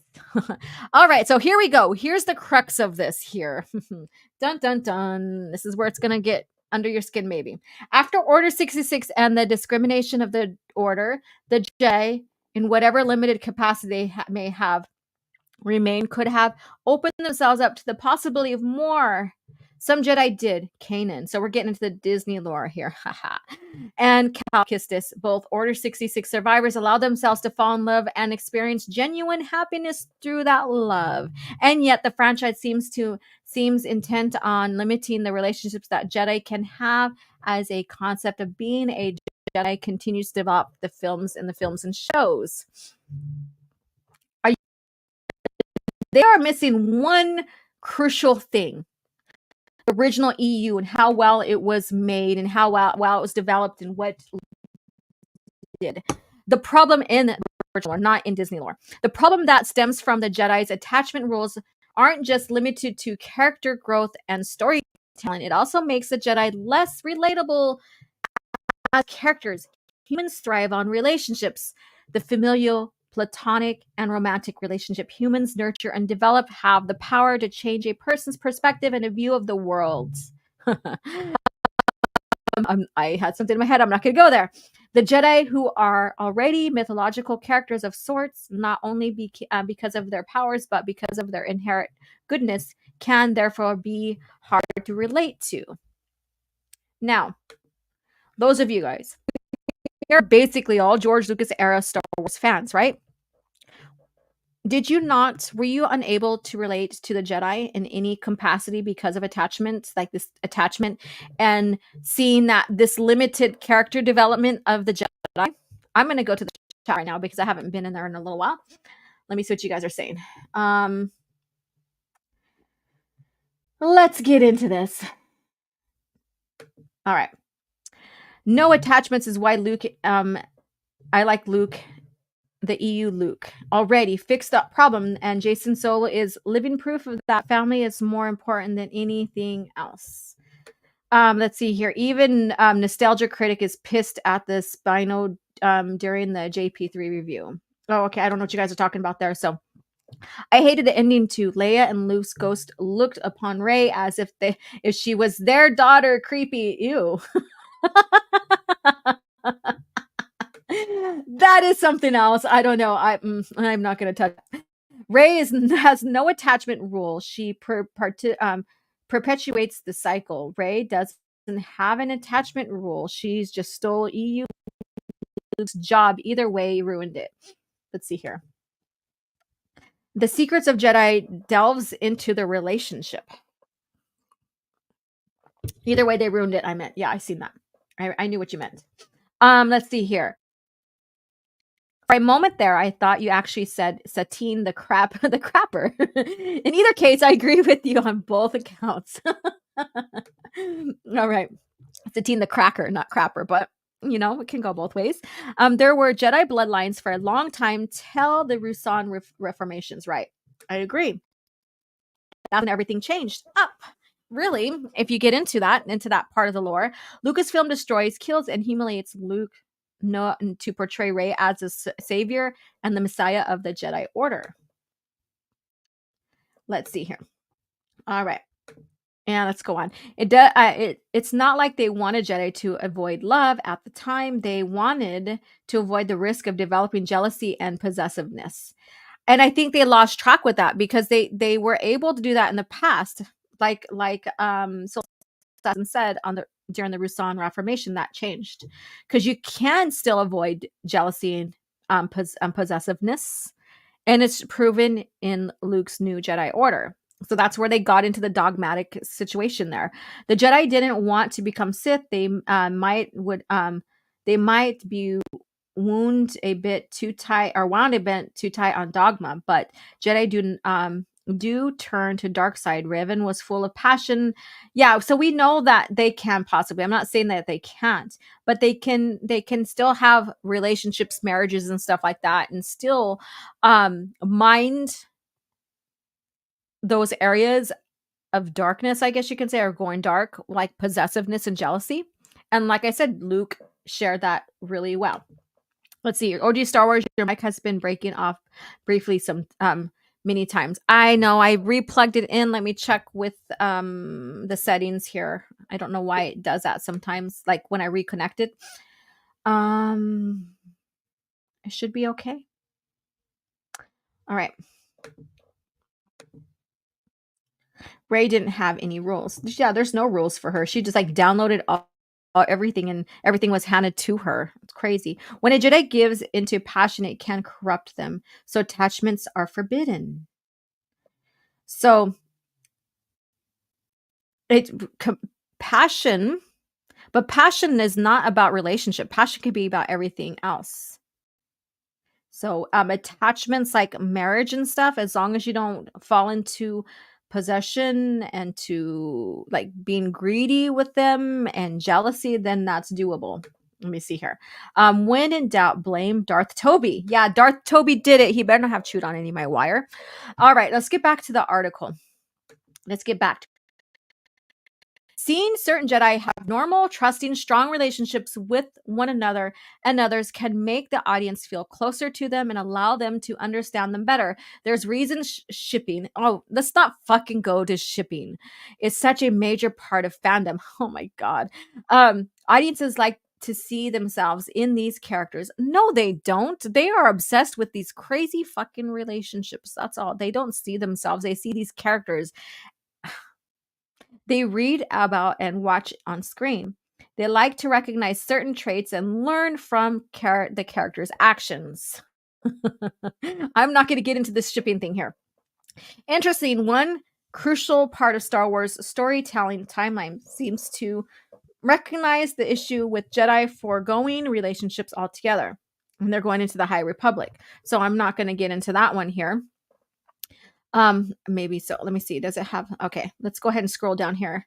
So Rey's new Jedi Order looks to Seth and to repeat this mistake. So fortunately, however, despite the High Republic's success in exploring more relationships, and that's the thing. So you have like, what, 200 to 100 years before, or however far the High Republic is from the prequel trilogy or the Phantom Menace.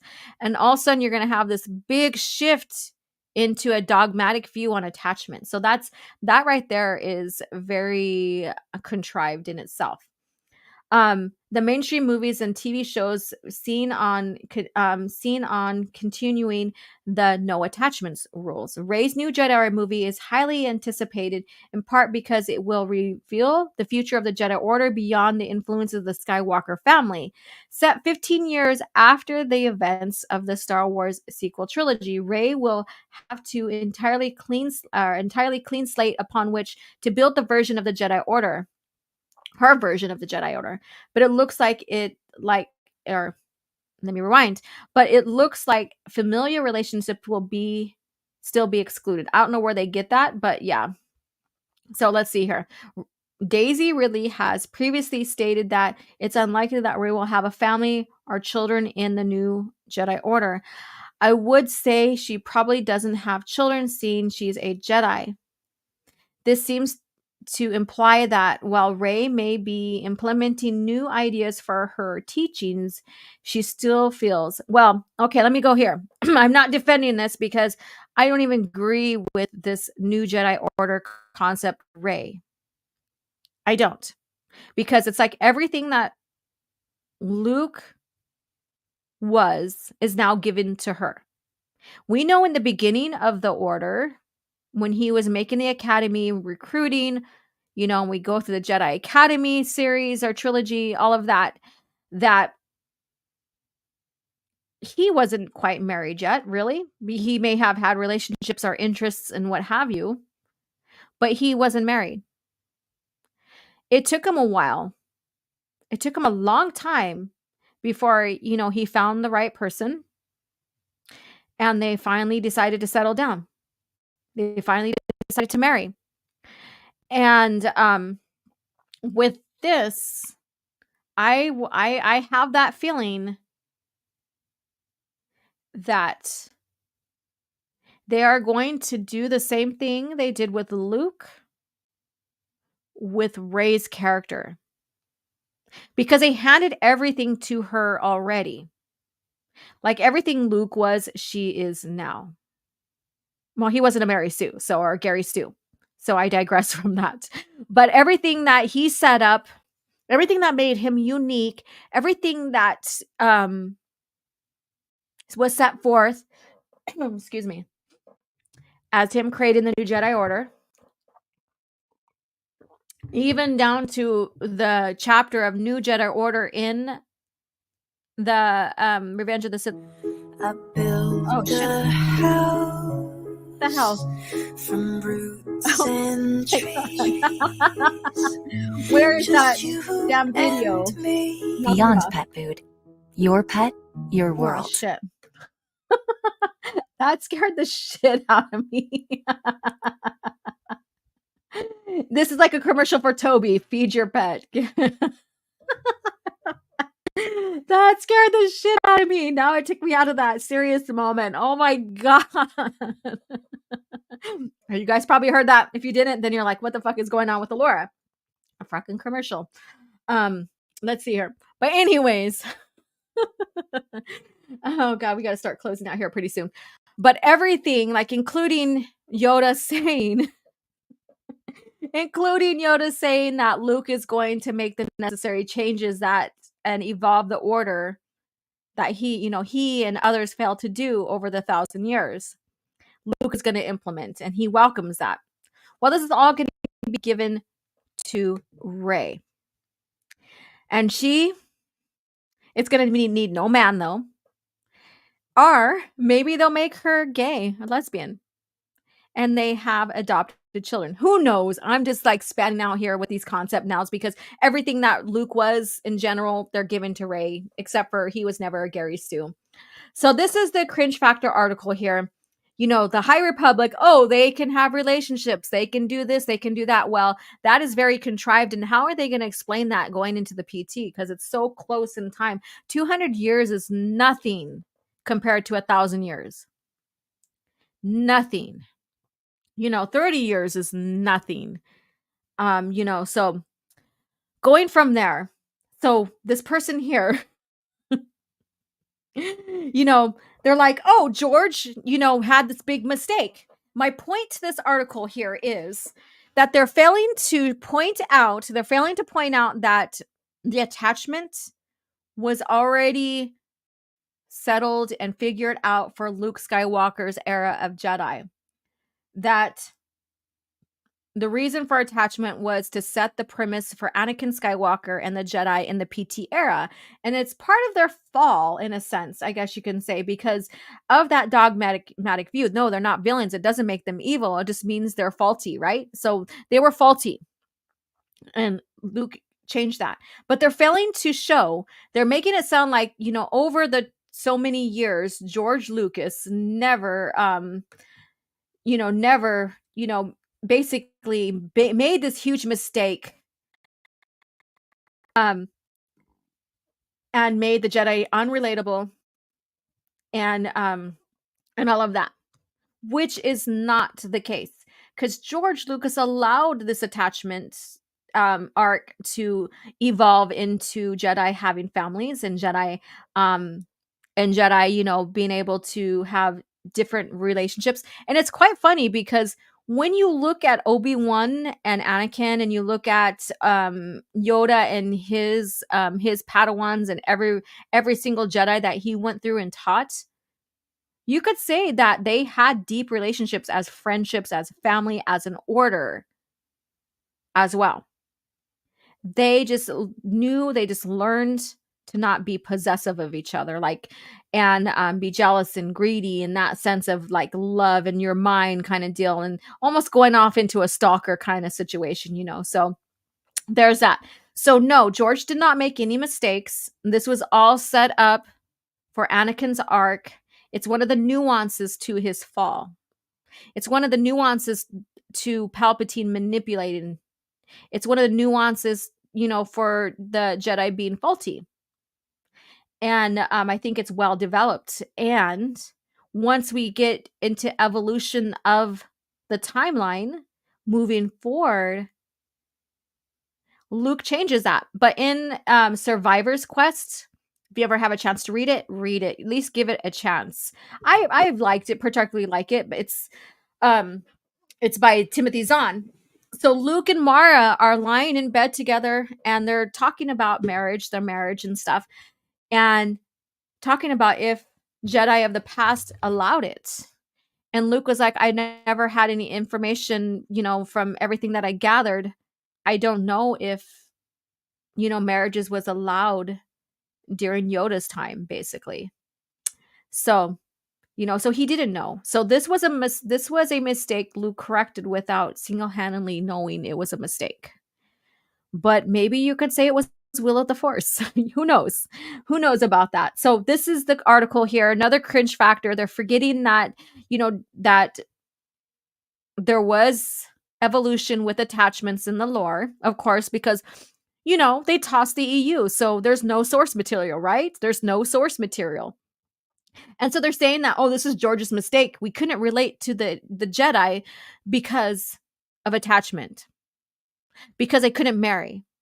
Because they had superpowers or whatever. Not superpowers, but you know what I mean. Because Jedi don't have superpowers. But anyways, so they're throwing this out. And then they're throwing in the excuse of shipping. This is why we ship. So they're giving excuse to why they are shipping these fucking characters. Oh my God. This is like this is cringe. This is cringe, you guys. All right. So let's get into the chat, and we're going to start winding down. Let's see here. Trianazilla says, I knew it. The Lesbos were the Sith all along. I don't mind. I don't care your sexual orientation. Love who you want to love. Have sex with who you want to have sex, whatever. I don't give a shit. Just don't make it my business. Okay. Holdo failed at the Picard maneuver. Let's see here. I prefer the new Jedi Order that fought the Yuuzhan Vong wars over whatever this new order is trying so desperately and failing to aspire to. Diddley says, George made a mistake not allowing Tumblr rejects to ship characters. Let's see here. Disney will recanonize the Yuuzhan Vong as Trump supporter stand-ins. I don't know. I'm not going to go into politics bullshit here. The midichlorian thing and no attachment, relatively minor. they didn't destroy 1 through 6. No, they didn't. There are nuances to why things work and why they're working during that time and why they're doing it during that time. Like I said, there are nuances to the plot. Like there are little bits that add to the plot to Anakin's fall. I'm guessing Ahsoka's Jedi line is all died off. Our Jedi line all died off. Who knows? Who knows? Unrelatable real life monks and nuns and priests of multiple religions avoid and forswear relationships. The journalists assume the Jedi are like European knights. No to shipping. No to shipping. All right. So this was all the justification for shipping. I told you guys, I didn't put it in the thumbnail. I just put that George Lucas, one of George Lucas's bad mistakes. So they're blaming George for the reason why they're shipping, I guess you could say. Prequel hate is lame and passe. Let's see here. Marriage was allowed at the time of Exar Kun. Yeah, I agree. There was that time. Doesn't help that Mark Hamill showed up in season 2 of Nightfall. During the Old Republic, the Jedi Order made a deal with Revan to keep his knowledge to himself, and they allow him and Bastille to be married and given the rank of knight. Yep, exactly. It was tolerable. They allowed it. Even if you go back into lore before the Old Republic, there were still marriages.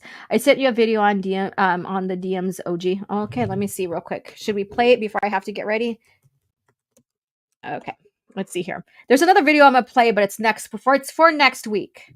It's for next week. Let's see here. Okay, let me see here. Okay, pause there.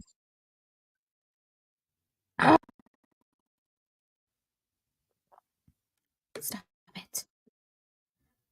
Okay, my mouse is being like a butt. Let me see here.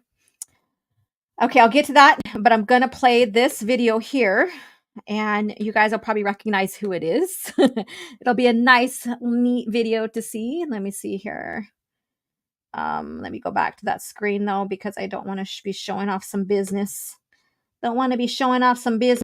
I know I got to leave here, but we got to end here pretty soon, but because I got to pull myself together. I have a meeting to go to today. Let me see. Where is it at? Oh, here we go. There we go. Just all everything aligned the way I need to. So be patient. Be patient with me. All right. Here we go. So I'm pretty sure you recognize this guy. The Jedi, with their damnable sense of overcaution, would tell you love is something to avoid. Thankfully, anyone who's even partially alive knows that's not true. Love doesn't lead to the dark side. Passion can lead to rage and fear and can be controlled. But passion is not the same thing as love. Controlling your passions while being in love, that's what they should teach you to beware. But love itself will save you, not condemn you. And there you go. Do you guys know that love is the thing that redeemed Anakin? Love was the thing that saved. Love was the thing that saved. So if we get in the crux of love and family, all of that, that's the thing that saved. You have a good one, Tyrana Zilla. And thank you, Darth Ghostface, for the $20 super chat. How much you want to bet when Rey Palpatine movie comes out, Rey New Jedi Order turns out to be a front of new Legion of Sith controlled by Palpatine, whose soul possessed Rey's body when she killed him. You know what? You're giving them too much credit on writing. You are.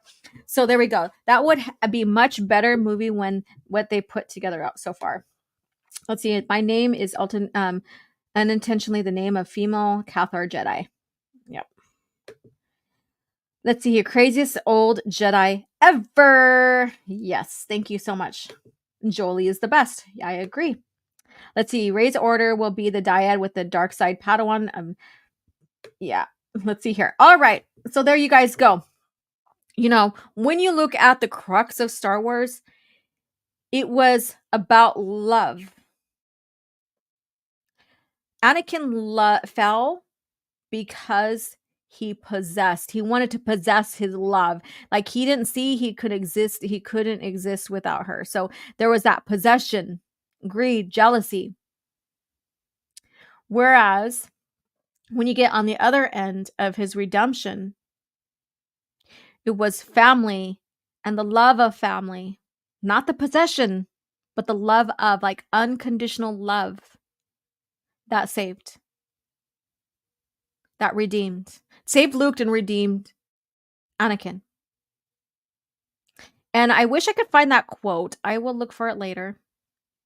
But in the lore, it talks about how love saves. How love saves. So basically, how the Jedi of the PT era got it wrong. Both ends between, like, PT is kind of in between, but both ends of the Jedi history, the PT shares that they had a dogmatic view. They got it all wrong. And that was where they were wrong. That was a little bit of how they fell. They fell. Are not their fall necessarily, but just one of their weaknesses, I can say. So thank you guys so much for tuning in. Next week will be kind of crazy because it's going to be the anniversary of the announcement that the EU is no longer important to Lucasfilm in the development going forward. And so we'll still be talking Asharad Hett. We'll get into him and Obi-Wan's confrontation. So it's going to be a little short of a lore talk. Then we're going to get into EU lore talk, commemorating it, sharing how much we love it, and sharing how much it's important, all of that on that day. Then we'll get into Cringe Factor and whatever else comes up. I don't know. Maybe I'll have guests. I don't know yet. We'll figure this out. That would be fun.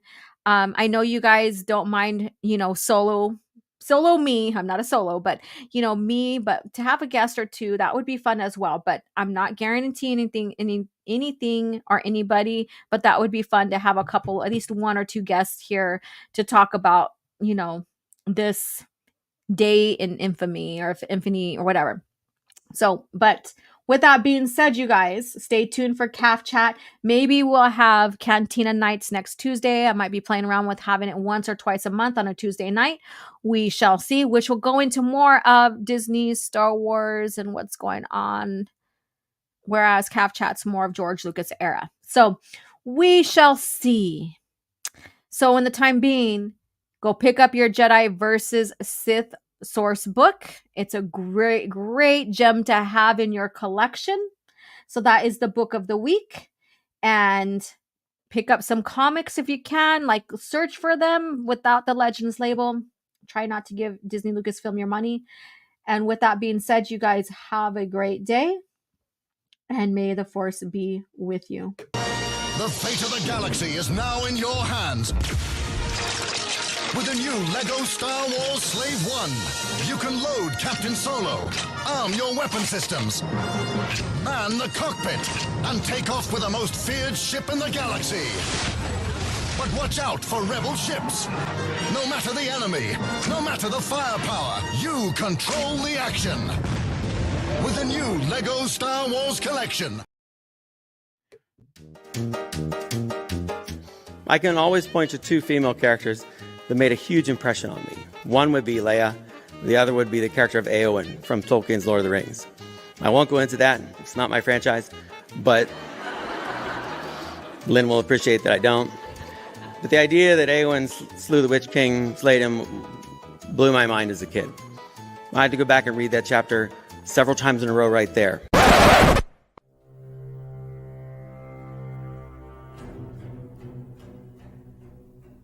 Because as a young boy, I had never come in contact with that concept.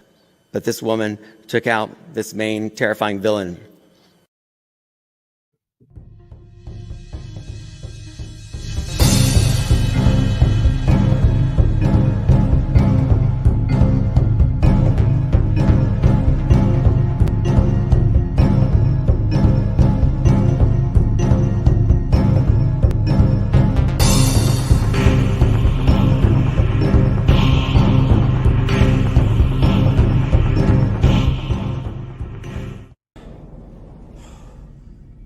Another happy landing.